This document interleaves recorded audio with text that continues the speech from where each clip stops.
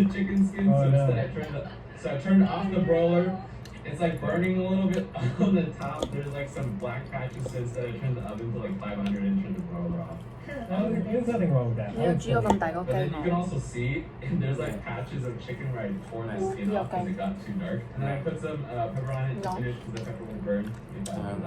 After letting it rest a little more, carve course. it on a board. Family I don't know how to carve chicken. I just Big family. imagine the way Costco does their rotisserie chicken and try to like figure it out. You know, it was really juicy. Like the juices, I mean, you can see on the board, it just looked really delicious. And I wanted to plate it up. I didn't know how, so I kind of threw everything on a plate. And, you know, not the most perfect roast chicken presentation. That was awesome. Oh, thanks. I don't know if you can tell, but it was like very juicy, very flavorful. Like it looks white and pale, but the salt and the sugar and the MSG made it taste so good. Yeah, it looks great. I think you nailed it. It tasted like a Costco rotisserie chicken. I'm not even kidding. Was that your goal? That was your goal. That was totally your goal. Okay, you're next. What chicken did you make? I made a tea smoked chicken that I used to eat growing up. I ate it so much that I did not like it anymore, but I told Adam about it, and he was like, well, this is when you have to make them. So I made it. I've never made it before, but first step I did was to get my spices, which is star anise, citron peppercorn, and salt.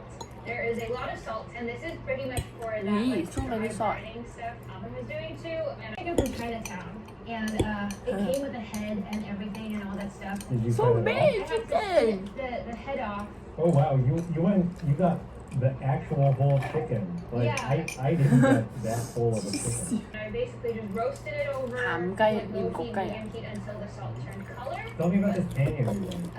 This pan I'm using is a very normal, a very cheap pan. It's a heavier bottom pan though, because I don't want to burn it too quick, so it is a little thicker just to give it a little more roasting time. So that was the dry brining part, and then this was the, I guess the wet brine. Oh, that sounds so weird. But like, you know how with the whole chicken, you want it to have flavor on the inside as well? So then this was preparing for that. So this was some ginger, a lot of scallion because I love scallion, and I will make sure it was dry, and then I just like rubbed the salt mixture on it, and then shoved all the wet stuff in there. Seeing like the dry seasoning and the onion and the ginger and everything, like I can like smell it right now, and it's like making my mouth water, you know? Like I can just imagine the fragrance happening off of that cutting board. It smells really good. I also actually, my family did it slightly differently. I wanted to kind of cater it to my own palate as well, and that's why I went heavy on like the citron peppercorn and the star anise.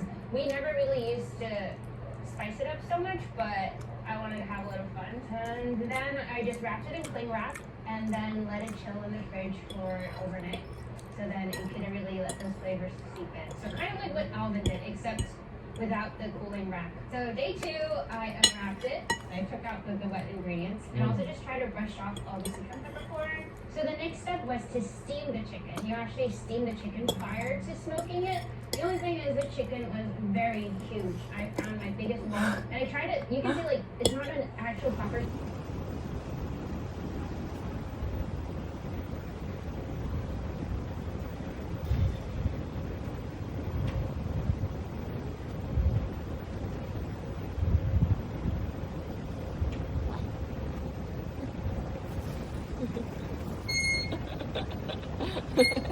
Okay.